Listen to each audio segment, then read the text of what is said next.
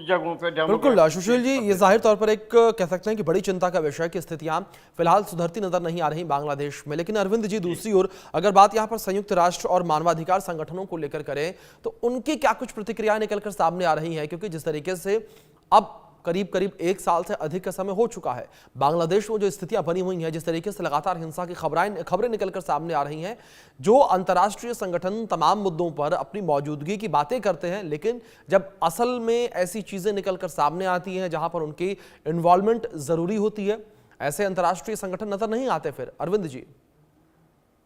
अभिषेक साहब, बिल्कुल आपकी चिंता जाहिर है कि अंतर्राष्ट्रीय संगठन कमजोर हुए हैं। जी। हालांकि ये बात अलग है कि संयुक्त राष्ट्र संघ ने बांग्लादेश के हालातों पे चिंता व्यक्त की है, कहा कि जी। वहाँ मानवाधिकार की हालत ठीक नहीं है, अल्पसंख्यकों पर अत्याचार हो रहे हैं, मोहम्मद यूनुस साहब ठीक से सब कुछ संभाल नहीं पा रहे हैं। तो संयुक्त राष्ट्र जो संघ है उसने चिंता जो जाहिर करनी थी वो तो कर ली है, जो रिपोर्ट में उन्हें जो प्रकाशित करना था वो तो कर लिया है। पर यूएनओ कोई ऐसा ऑर्गेनाइजेशन नहीं है कि वह किसी चीज को इम्प्लीमेंट भी करा दे, क्योंकि हम जानते हैं कि संयुक्त राष्ट्र संघ के साथ कोई स्थायी सेना नहीं है, और ऐसी स्थिति में वह विश्व के किसी भी देश को, चाहे वह बांग्लादेश ही क्यों ना हो, तब तक वह मजबूर नहीं कर सकता है जबकि उसके जो सदस्य देश हैं वो इस चीज के लिए तैयार ना हो। और हम जानते हैं कि जो सदस्य देश हैं वो ऐसा करना नहीं चाहते हैं, खासकर जो उसका जो सबसे जो मजबूत जो विंग है, जो सिक्योरिटी काउंसिल है। और उस सिक्योरिटी काउंसिल में आप जानते हैं कि चीन जैसे देश हैं, अमेरिका है, और उनको लेकर वो बांग्लादेश को लेकर वो कंसर्न नहीं है, उनको कोई मतलब ही नहीं है, क्योंकि अमेरिका जो है वो मध्य जी। पूर्व में उलझा हुआ है, यूक्रेन जी। में उलझा हुआ है। ऐसे में वह भारत से एक और जी। क्यों दुश्मनी मोल लेकर यहाँ दक्षिण एशिया में सेनाएं भेजेगा, या कि जो चीन है वह भी ऐसा नहीं करना चाहता है, उसकी अभी चिंताएं या प्राथमिकताएं हैं वो बिल्कुल। अलग है। बिल्कुल अरविंद जी, भारत बिल्कुल ठीक इसलिए कहा नहीं आपने कि करना चाहता है प्राथमिकताएं किसी भी जाहिर तौर पर मामले में। काफी ज्यादा अलग नजर आ रही हैं। शायद यही कारण है कि लगातार हिंसा की जो घटनाएं हैं वो बढ़ती चली जा रही हैं। सुशील जी, दूसरी ओर अगर बात यहां पर करें आम जनता को लेकर, जो बांग्लादेश की आम जनता है, क्या बांग्लादेश की आम जनता का भरोसा अभी भी मोहम्मद यूनुस की अंतरिम सरकार पर टिका हुआ है, या बांग्लादेश की जो आम जनता है वो भी अब मोहम्मद यूनुस से खार खाकर बैठी है? देखिए, बांग्लादेश की जो ये जनता जो है वो अभी वेट एंड वॉच ही कर रही है, क्योंकि जो एजिटेशन हुई थी उस टाइम पर यह हुआ था कि यूनुस साहब एक साल तक रहेंगे, तब तक बांग्लादेश की स्थिति संभालेंगे। इसलिए लोगों में अगर रोष भी होगा वो लोग कुछ नहीं कर सकते हैं, क्योंकि लोग जो जिस मूवमेंट के तौर पे ये यूनुस जी को चुना गया उसके हिसाब से लोगों को एक साल का इंतजार करना ही पड़ेगा। जब यूनुस का जी का जब उन्होंने कहा था कि एक साल में मैं इलेक्शन करूंगा, यून डेट भी उन्होंने दिया जनवरी फरवरी के, अगर उस टाइम वो इलेक्शन नहीं कराते हैं तो हो सकता है लोग उसके खिलाफ भी सड़कों पे आके उनको हटाने की कोशिश करेंगे। अब जो आपने बात इनसे पूछी थी कि जो अपना या इंटरनेशनल ऑर्गेनाइजेशन या यूएन या यूनिसेफ या यूनाइटेड नेशंस वगैरह यूएनएससी वो क्या कर रहे हैं, मुझे याद है जब कश्मीरी पंडितों को कश्मीर से धकेला गया, उसके बाद जब आर्मी वर्सेस जो टेररिस्ट वहाँ पर यह थोड़ा बहुत हो रहा था तो आर्मी एक्शन लेती थी, 4 या 5 या 6 टेररिस्ट मारे जाते थे, उसके साथ में कुछ लोकल 2-3 आदमी भी मारे जाते, क्योंकि जब यह एनकाउंटर होता है दोनों साइड से गोलीबारी होती है, उसमें लोकल लोग भी मारे जाते।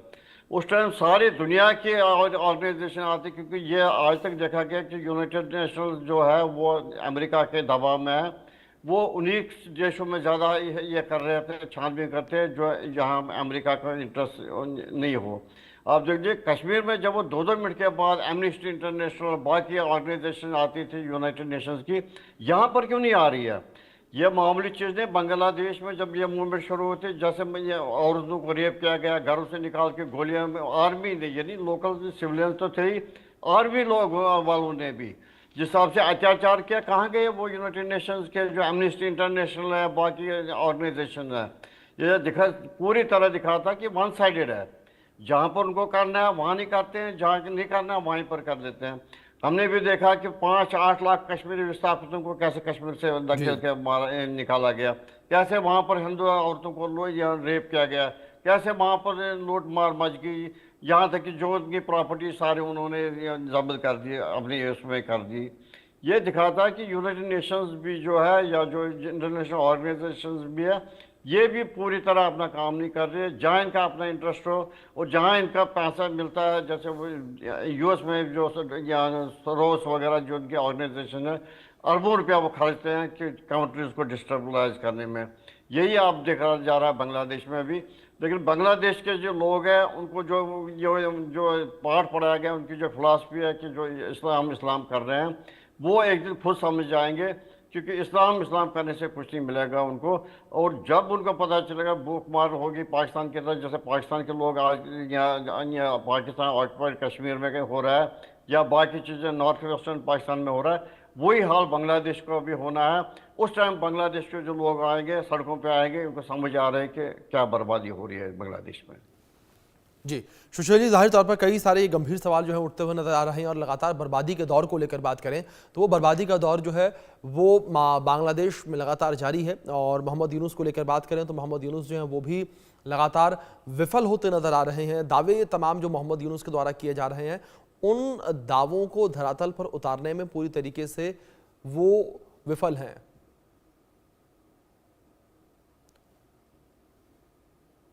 हेलो जी अरविंद जी, मैं रुक करूंगा आपका। जी और मेरे से पूछ रहे हैं? नहीं, अरविंद जी का मैं रुक करूंगा, सुशील जी मैं लौटूंगा आपके पास भी। लेकिन अरविंद जी, जिस तरीके से लगातार हमने तमाम बातों का जिक्र किया, क्या अरविंद जी आपको लगता है कि जो अंतर्राष्ट्रीय संगठन है, अगर जिस तरीके से यहाँ पर हम संयुक्त राष्ट्र को लेकर बात करें, मानवाधिकार संगठनों को लेकर बात करें, लगातार ये कहा जाता है कि तमाम जो संगठन है वो अमेरिका के अंतर्गत ही आते हैं, तो कहीं ना कहीं अमेरिका भी ये चाहता है कि बांग्लादेश के अंदर जो अस्थिरता है वो बनी रहे। इसी वजह से ये संगठन जो है वो इस पर चिंता जाहिर तो कर रहे हैं, लेकिन कोई ठोस कदम इसे रोकने को लेकर नहीं उठा रहे। ये जाहिर है, क्योंकि अमेरिका की जो प्राथमिकताएं हैं वो दक्षिण एशिया नहीं है अभी फिलहाल। जी मैंने कहा कि अमेरिका मध्य पूर्व में उलझा हुआ है, जी वह यूरोप में उलझा हुआ है रूस के साथ में। तो ये तमाम है। और जब जहां तक भारत की बात है, हमारे विदेश मंत्री जी और इससे पहले पिछले साल हमारे प्रधानमंत्री जी जब वहां गए थे तो उन्होंने चिंता जाहिर की थी कि ये जो यूनाइटेड नेशंस ऑर्गेनाइजेशन है उसका जो स्वरूप है वो ज्यादा डेमोक्रेटिक होना चाहिए। और अंतर्राष्ट्रीय संस्थाएं जैसे जो लगातार कमजोर होती जा रही है, उसके बारे में भारत अनेक मंच पर चिंताएं जता चुका है और वो बिल्कुल ही बेअसर हैं। और हम जानते हैं कि जब ये अंतर्राष्ट्रीय संस्थाएं जब कमजोर हुई है, तब तक युद्ध की त्रासदी बहुत तेजी से बढ़ी है। जब यूनाइटेड नेशंस जब असफल रहा तो हमने देखा कि जो सेकंड वर्ल्ड वॉर हुआ, और जब यह यूनाइटेड नेशंस ऑर्गेनाइजेशन जब असफल हो रहा है, तो हम देख रहे हैं कि बहुत ही पूरे विश्व में तेजी से युद्ध बढ़े हैं, चाहे वो यूक्रेन की लड़ाई हो या गाजा पट्टी पे इजराइल का हमला हो। अगर ये संगठन मजबूत होते तो विश्व में शांति रहती। तो उनसे उम्मीदें करना ही ठीक नहीं है। भारत ने भी चिंताएं जताई है, पर बात यह है कि दक्षिण एशिया में एक खास तरीके का असंतोष भी है। और आपने ठीक फरमाया कि अमेरिकन डीप स्टेट का क्या रोल रहा है, इसके बारे में जो शेख हसीना जो है, उनके जो नवाबजादे हैं, उन्होंने भी कहा है कि अमेरिकन डीप स्टेट की भूमिका रही है। एक इंटरव्यू में उन्होंने बोला है। अब ये कितना है और जायना तौर पे सच ही होगा, क्योंकि अमेरिकन इंटरेस्ट वहां पे थे कुछ, पर बाद में जो चीन ने उस वैक्यूम को पूरा भर लिया, तो ये भारत के लिए वाकई चिंता की बात है। और भारत के पड़ोस में जो यूनुस साहब जो कर रहे हैं, उनकी इन सब चीजों को यूरो अमेरिकन मीडिया सपोर्ट कर रहा है, तो वह भी हम जानते हैं कि ठीक बात नहीं है।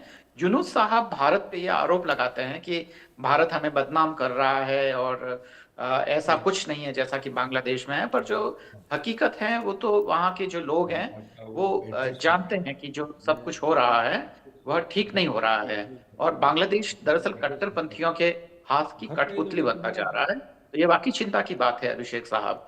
ऐसे में एक पड़ोसी होने के नाते भारत को इन सब चैलेंज को एक्सेप्ट करना पड़ेगा और उसी के हिसाब से प्रतिक्रिया देनी होगी। अभिषेक साहब बिल्कुल अरविंद जी, तमाम जो चीज़ें हैं उन्हें देखने समझने की ज़रूरत यहाँ पर भारत को भी है। और जो ये चिंता कह सकते हैं कि भारत के लिए भी एक बनी हुई नज़र आ रही है, भारत के लिए भी एक बड़ी चिंता का ये दिन जो है, दौर जो है वो देखने को मिल सकता है, क्योंकि जो भारत से सटे हुए तमाम देश है वहाँ पर अस्थिरता लगातार बनी हुई है। पाकिस्तान को लेकर बात करें, पाकिस्तान के साथ स्थितियां, रिश्ते ठीक नहीं है। दूसरी ओर नेपाल को लेकर बात करें, नेपाल में भी यही तस्वीरें देखने को मिली। बांग्लादेश में भी अस्थिरता लगातार देखने को मिल रही है। देखने वाली बात यहाँ पर ये होगी आगे चलकर किस तरीके से जो तस्वीरें हैं वो साफ होती नजर आएंगी। सुशील जी, दूसरी ओर अगर बात यहाँ पर इन अस्थिरताओं को लेकर करें, जिस तरीके से जिक्र किया मैंने, भारत के आसपास जितने ये पड़ोसी मुल्क हैं इन सभी में ये अस्थिरता बनी हुई है। भारत के लिए कितना मुश्किल दौर ये।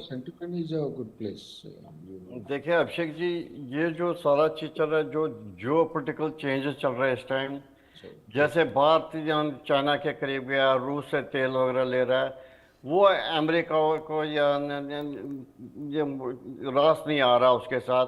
इसलिए अमेरिका का जो रोल है, ट्रंप साहब का जो रोल है, वो नहीं चाहता कि भारत के अड़ोस पड़ोस में जो राज्य है उनमें स्थिरता रहे या भारत उनके साथ उनके संबंध अच्छे ना हो जाए। इसलिए इस टाइम जो भी यह खेल हो रहे हैं, जैसे लद्दाख का मूवमेंट चल रहा है या बांग्लादेश में जो हो रहा है या नेपाल में हो गया, या जो दूसरे अलाइनमेंट आप, या परसों भी अपना शहबाज शरीफ और आर्मी चीफ आसिम मुनीर साहब अमेरिका गए थे, वहाँ पर 2-3 मीटिंगें कर दी ट्रंप साहब के साथ। इसलिए ये भारत के लिए बड़ा मुश्किल दौर है, क्योंकि इस टाइम भारत को तो बड़ा संभल के रहना पड़ेगा, क्योंकि हो सकता है ट्रंप साहब फिर उसका भारत को कुछ एक्शन लेने पे, नहीं तो जैसे बिल्कुल सुशील जी, जाहिर तौर पर एक्शन लेने की जरूरत यहाँ पर। लेकिन अरविंद जी, एक छोटा सा रिएक्शन मैं आपसे यहाँ पर ये भी चाहूंगा कि क्या आपको लगता है अरविंद जी कि जो बांग्लादेश की जनता है वही अब मोहम्मद यूनुस को भी हटाने का काम करेगी? बिल्कुल, जनता में बहुत ताकत होती है जी। हमने श्रीलंका में देखा, नेपाल में देखा, बांग्लादेश में देखा। तो सत्ताएं बहुत लंबे समय तक निरंकुश नहीं रह सकती है। हालांकि यह भी सच है कि जो सत्ताशील लोग होते हैं उनको लगता है कि वही सत्य है, क्योंकि सत्ता भ्रष्ट करती है और अधिक सत्ता अधिक भ्रष्ट करती है, किसी फिलोसोफर ने कहा था। अभिषेक साहब। बिल्कुल अरविंद जी, सुशील जी, बहुत शुक्रिया आपका जुड़ने के लिए, तमाम जानकारी